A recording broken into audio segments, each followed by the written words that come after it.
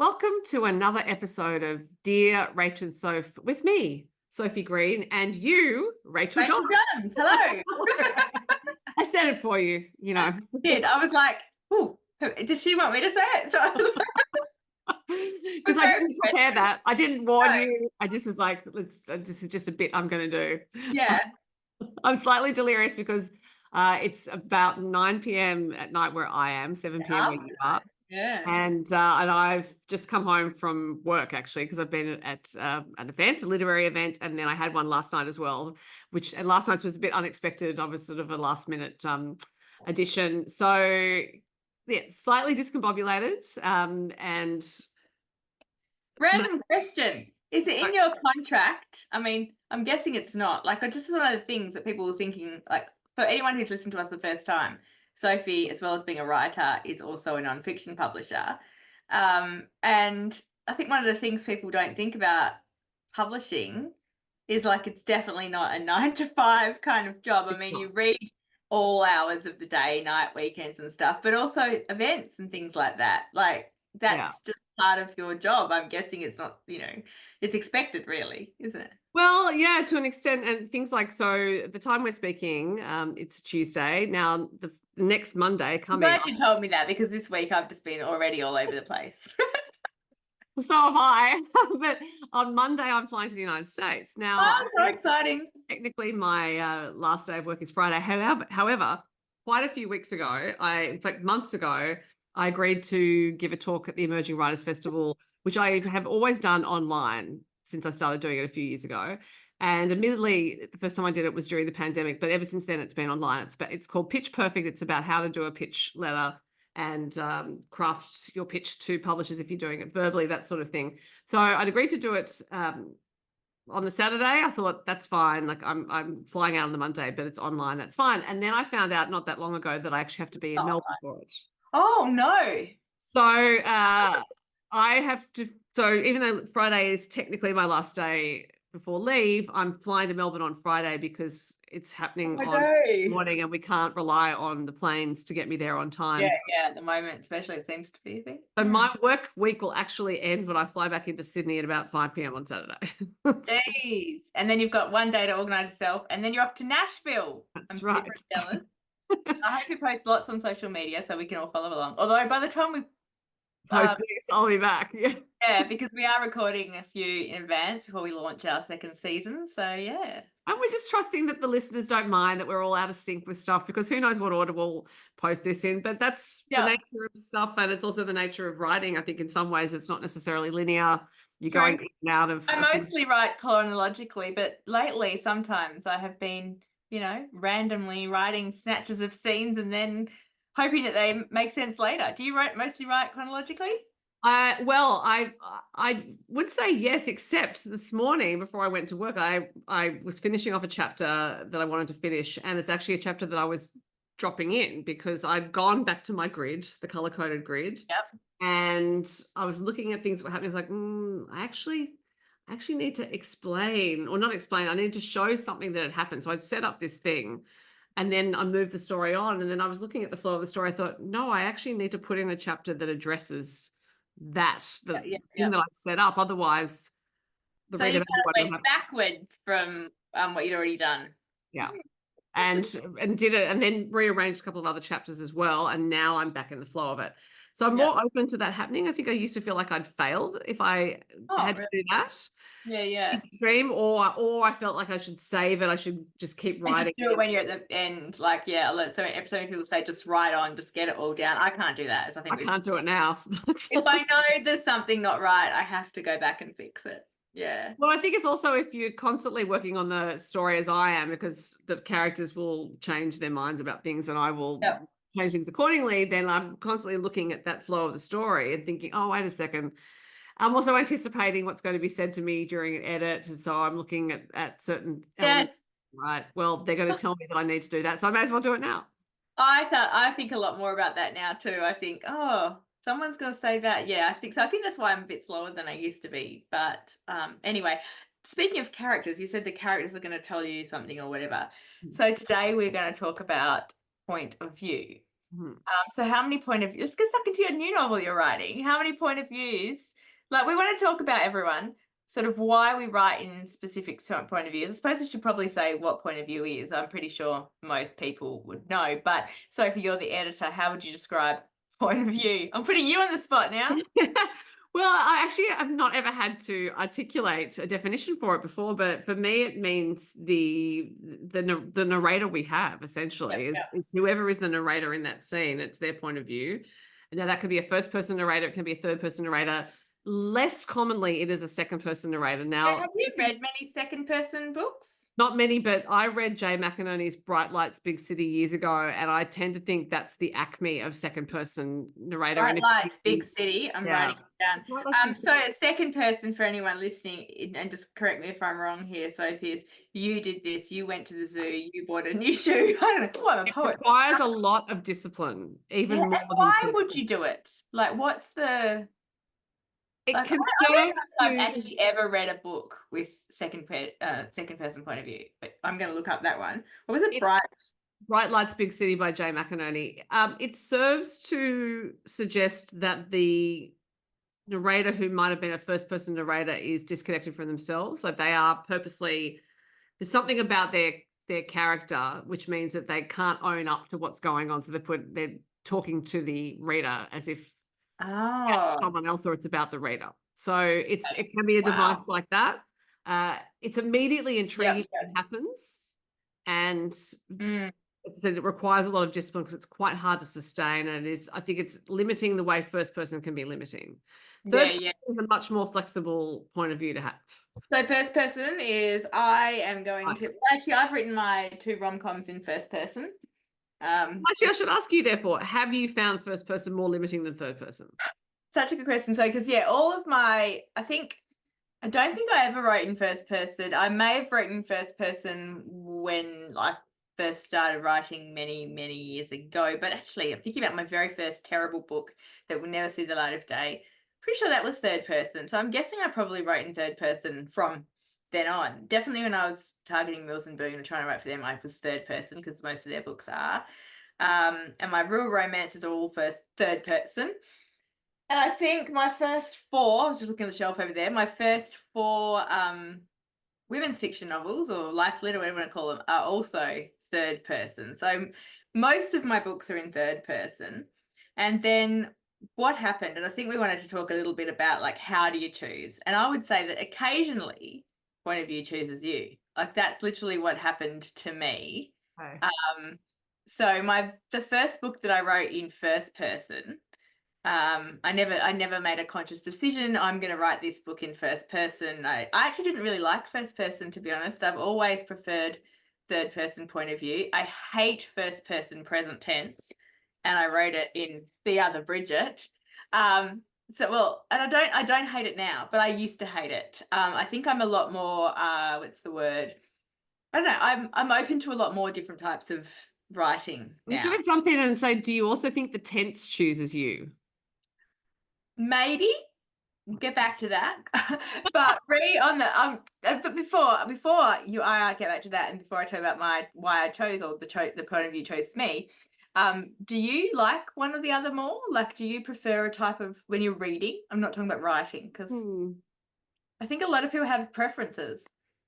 Yeah, I can't say I've actually noticed. That's really interesting. I would probably prefer third person as a reader, but it depends on how it's done. I loved Bright Lights, Big City, and it's a really slender book. It's basically a novella. Yeah. I also love Jay McInerney's Story of My Life. I might have mentioned it in a previous podcast, which is just... I've never read him, so... He hasn't been writing much lately. He was big in the 80s. And Michael J. Fox starred in the movie of Bright Lights, Big City. So it's of its time. It's definitely about 80s New York, and I think the time I was reading, I was fascinated with 80s New York, and just wanted to read all these novels. Didn't like Tom. But it would definitely be interesting. I definitely like to read that Bright Lights, Big City, just because, and maybe Google a few second person point of views. I think point of view is something interesting to explore. And as you said, the more you as you write, were your romance novels third person? Yes, they were. Okay, so now we'll go back to why the point of view chose me. So My book that I first wrote first person point of view, and that was first person past tense, because going full blown from third person past tense to first person present tense would have been too much for me, I think. I'm pretty sure that's the case, and the book's too far away for me to grab and check, but pretty sure that these weren't this Bridget one and then the one that follows the first in present tense. So what happened is I had this story idea, and it was 3 women. It's Just One Wish was the first book that I wrote in first person.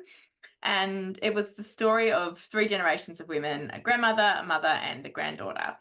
And to me, each of them had equal story, like, so, and I'd said I'd written multiple point of view books before. The Patterson Girls is my first women's fiction that has 4 female point of views.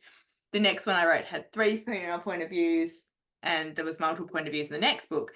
So I just assumed that I would write 3 people, like 3 third person point of views. But for some reason, the young character who became the main character, because in choosing her to tell the story through only her point of view, she does become the main character, I would say.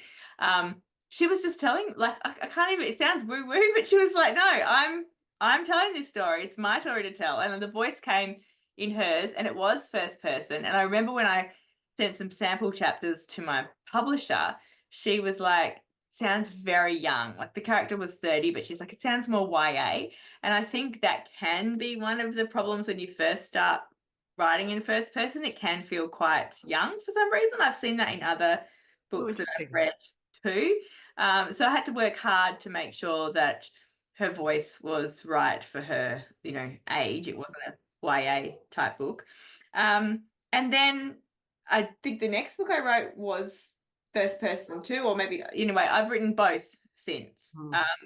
And so the last few books I've kind of switched back from a third person point of view, like dual narration for my romances. Then I've done only first person and only one point of view in the rom-coms. And it does take a little bit of adjusting, I think, when I first jump back into the different one.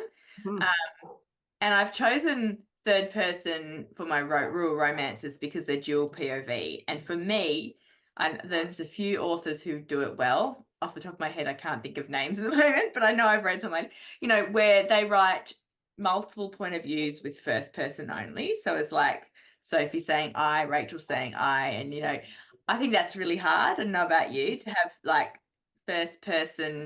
multiple first person point of views. So I've never done that. But yeah, it was literally that chose me, and I was a bit shocked because I thought, I don't like writing. I don't like reading first person. Why am I going to write it? And then as I said, so then when I wrote the Bridget book, it just came again. The tense did choose me, I think. It came in first person present tense to me.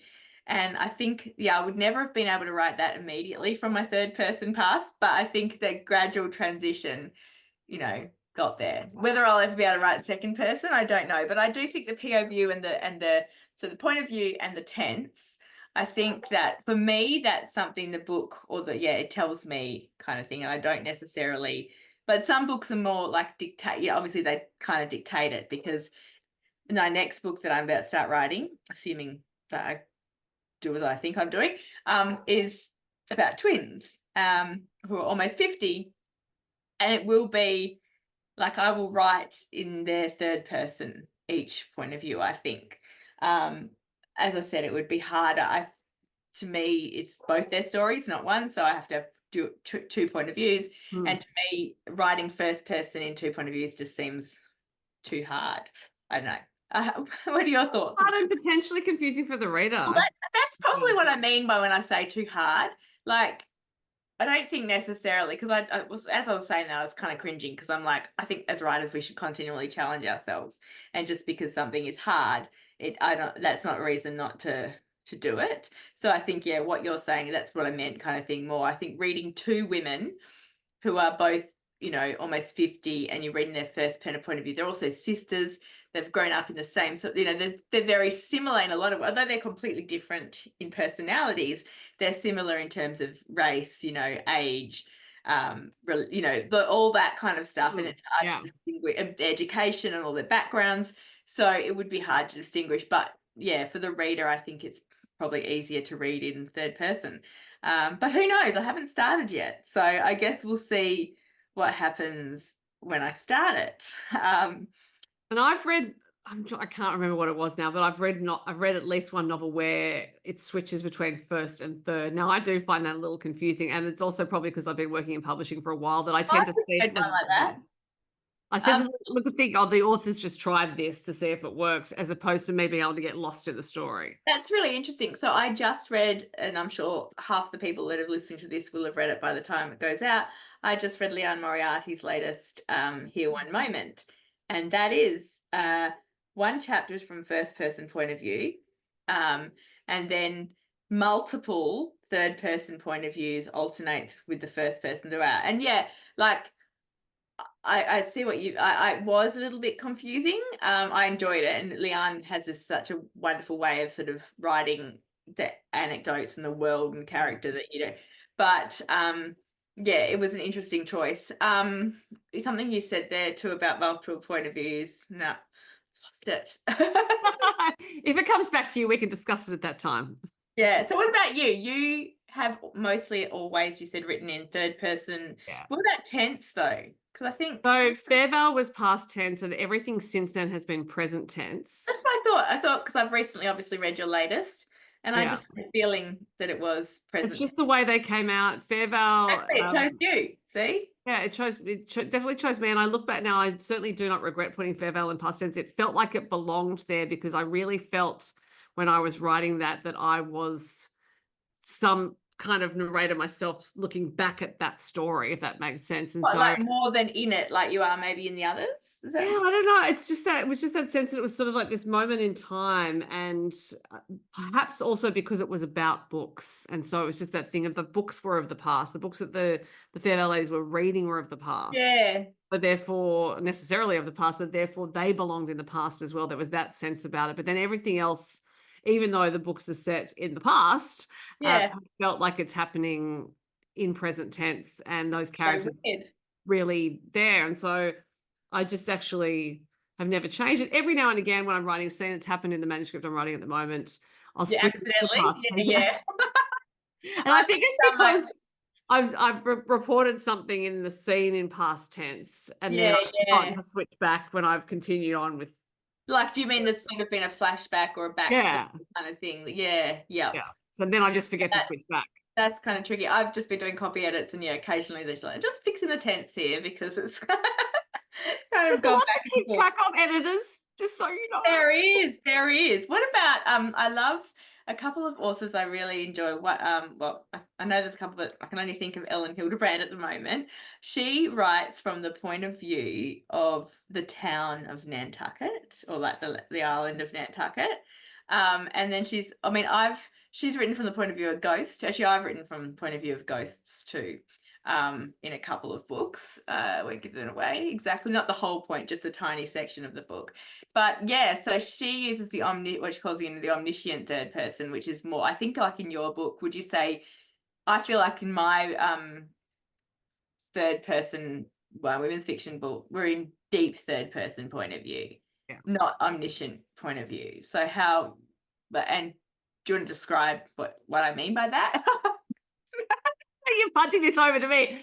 Rachel's going to use the term, and then she's going to turn to me to describe. So omniscient third person is... It's like I'm in a classroom. I'm like, oh, okay, who knows what this means? Anyway. You in the front row. Yeah.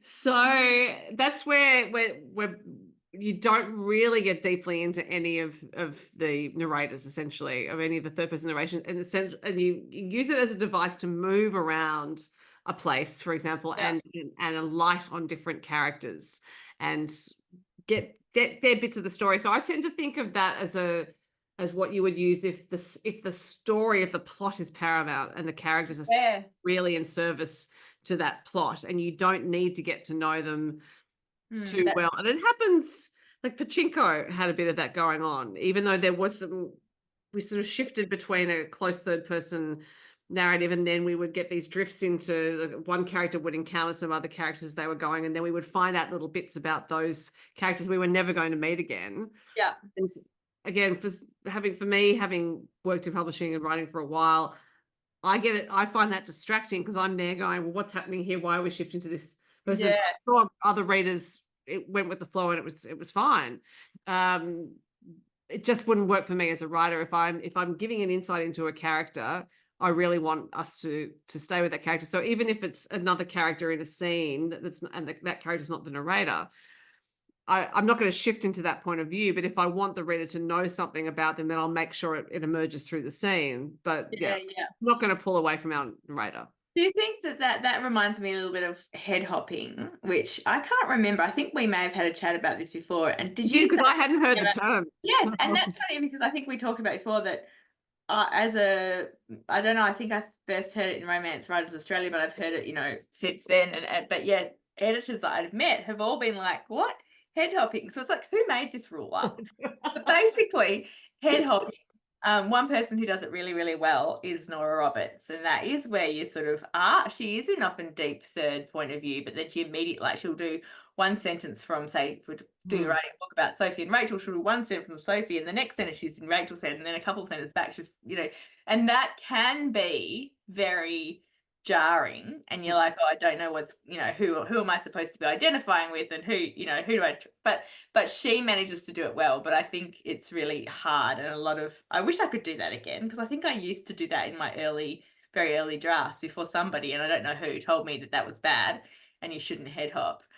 But I quite like it when it's done really well. Well, I think there's also an element there, because we're talking about Nora, that the readers trust her so much now that she can pretty much do what she wants. And I would argue that your readers would feel the same. And so this is where we get into interesting territory of... If only I could do it now, but I can't.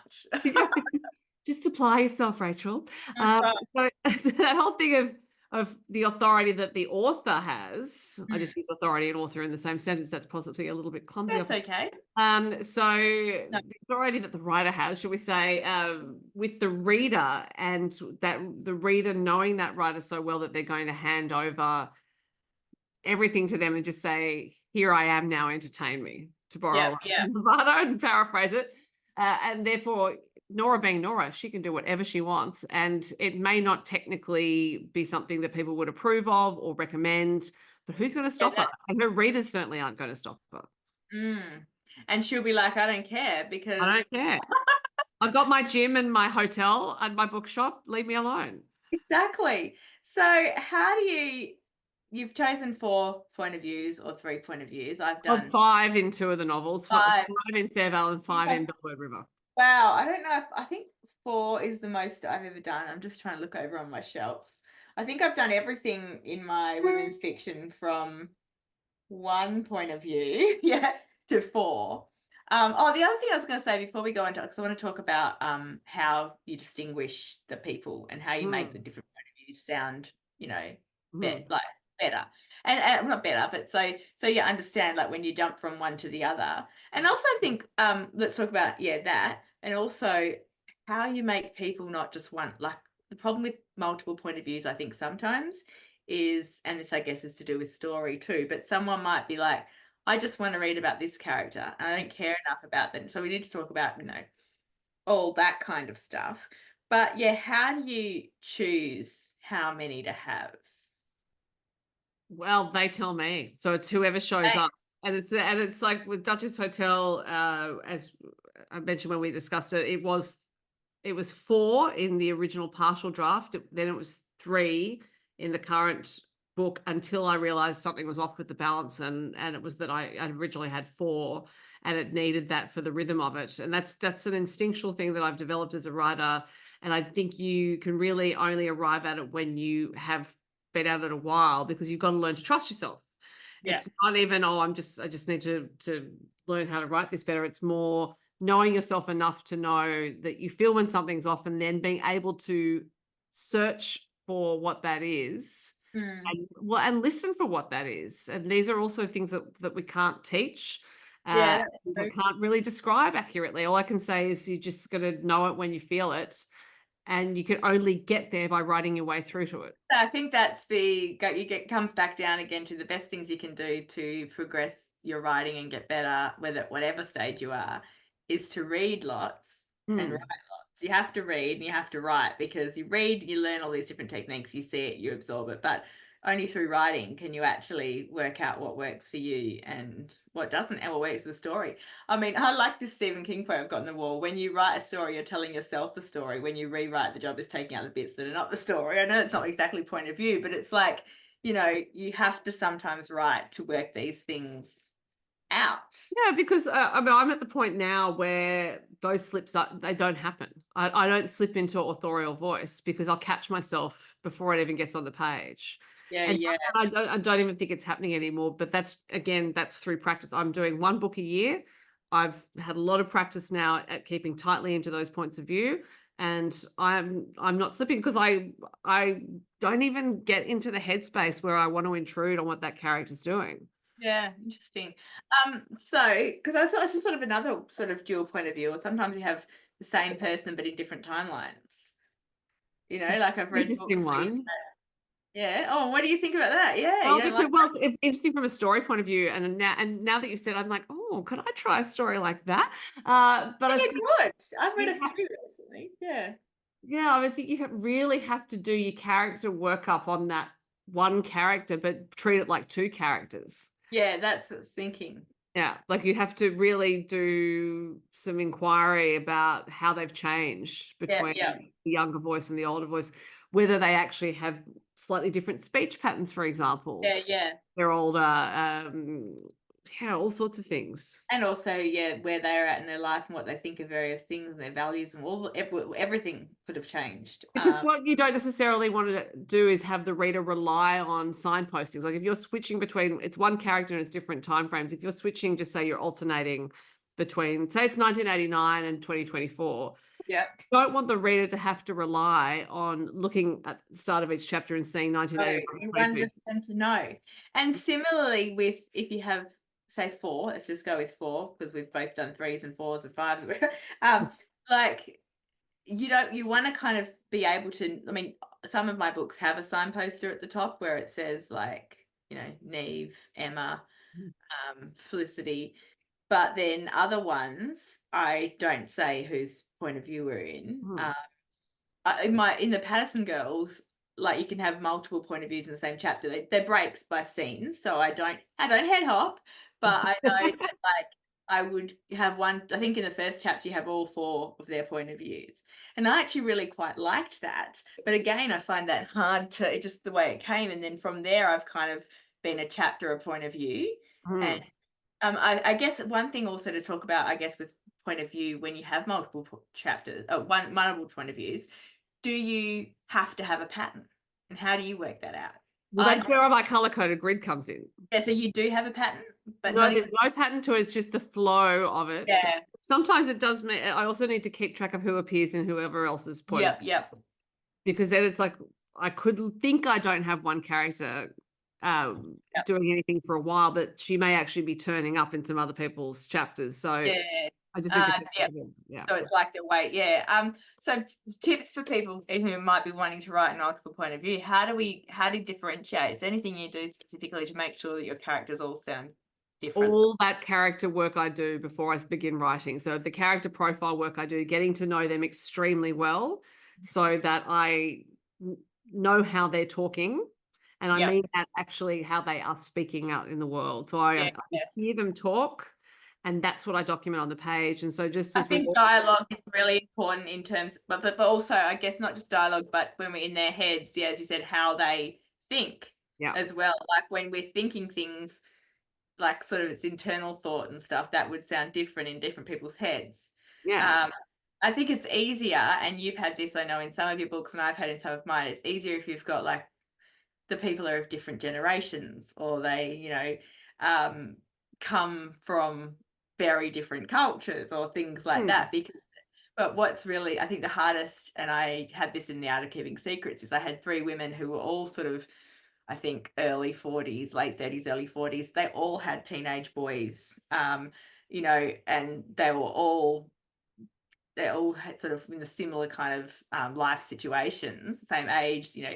And so it's then you've got to really work hard to distinguish them. Whereas if you've got like a 15-year-old girl and an 80-year-old woman, there's you still have to work hard in terms of thinking about what would the 80-year-old woman, what kind of words would they use as opposed to it. But it kind of comes a little easier because they're just totally different characters. And different slang is used between generations. So you can certainly differentiate between characters in speech fairly neatly by having one of them use a term of endearment on a regular basis, for example. Well, one swears lots, one would never swear. One might call everyone love. Yeah. So you just throw that in as soon as they start talking love, and then the reader gets to know that they say love. But in terms of shifting between points of view without signposting it, other than saying chapter, whatever, I make sure within the first few lines, if not the first line, that we know exactly who's speaking. And I just find a way to do it. Like, it's just I need to signify to the reader very quickly where we are, so they feel. Yeah, you need to ground them in the story. But I also think that, like with deep third person point of view, she should almost be able to read a chapter with and tell who it is, even if there was none of those signposts, don't you reckon? That's hard, and I guess that takes experience, and also can come in editing. I think that's the thing, like, you don't have to get it right in that first go of getting the story, even though we've just said that we like going back and fixing things. Well, I think that's more story. For me, that's more a story and plot that's wrong, or character completely that's wrong. But I remember my book, How to Mend a Broken Heart, the publisher said, there's a daughter who's in her early 20s and a mum who's 50, and she said, their speech patterns are very similar, like, so that I fixed in editing, right. So you don't have to get it all right first time, right? You get the bare bones of the stories down, and you get to know the characters more as you go along. Well, that's just it. Yes, as you're writing, even when you do a lot of character workup, as I do, they reveal more things about themselves. And so sometimes you do get to the end and think, oh, okay, well, I think I need to go back and do that for that person, so that makes more sense for them, or they sound this way, or they've done this thing, whatever it is. And as you said, you can fix it later. There's usually enough time. So if you are in a publishing process, in an editorial process, there will be enough time, particularly if you've done enough work to get that manuscript to where it needs to be by the time it actually is delivered and starts that editorial process. You'll be okay, writer, if you're listening to this and worrying about having enough time. There's always enough time. Yeah, that's true. What about pros and cons of writing in? I don't know if you hear my dog barking. I apologize. Someone's probably walking past the street, like the house. That's just terrible. She doesn't realize that they're allowed to do that, because she walks past people's houses, and anyway, so I apologize if you hear my dog barking. If you can't, you probably think I'm just crazy, which I am. But anyway, rather harsh assessment. Pros and cons. So I think you touched on this slightly at the beginning. You may have asked me, like, what did I find? Was it easier, or like you asked a question, read first person? Limiting. I was like, did you find it more limiting? Yeah, I think especially actually in the rom-coms where I've just got one for the romance part, because I quite like, it's limiting, but it's also useful. Like, so there really are pros and cons in that it's limiting because you can't get say if you're writing a romance, you've only got one point of view and it's first person. You can't ever know what the love interest is actually feeling, but that can also be good. So it's hard. I would say that my deep third person point of view is actually very similar to first person. Not that you can just go, that's I think what a fallacy that people think, if you want to change, like say you decide now to change your book to first person, it's not as easy as just changing she to I, and it's not like that at all. But I think deep third person point of view is very close to first person in terms of what it can and can't do for the story. It just means that with multiple characters, third person is sort of like the natural thing to choose, because you're moving people around the chessboard all the time, whereas with first person, as previously discussed, having more than one first person point of view in a story can get quite confusing for the reader. And from a storytelling point of view, I don't know what it would achieve necessarily. You may as well give yourself the flexibility of third person. That's true. To move people around that way. You said something then which is very fascinating, and now I've forgotten about it. I'm sorry, everyone. We shouldn't record these late at night. To just take it as a default setting that anything I say is fascinating, and you're just going to have to note it all down as we go. No, it Ask is. follow-up I questions. think it was to do with point of view. Oh, that's right. Multiple, of course, it was point of view because that's what we're talking about, but multiple point of view. I think the good thing with writing third person and writing more than one point of view is that if you're bored or annoyed or don't know what's going to happen, you know, in a scene, you can change to another person's, and that's in like you just don't want to be in that person anymore. You can change it, or if the story needs it, you can switch things up. It can help with like cliffhangers and hooks at the end. You know, you can, but then you've got to be careful. You don't want to manipulate the reader into like, because people get annoyed. I don't want to leave this character and go to another one when it's an important part. But you can use point of view as a sort of structural technique. Well, you can use it to show, not tell as well. If you have a character who's going through something and you would rather not have them tell us everything, you can actually bring in another character with their point of view to ask questions. They have a conversation. That's how we find out what happened.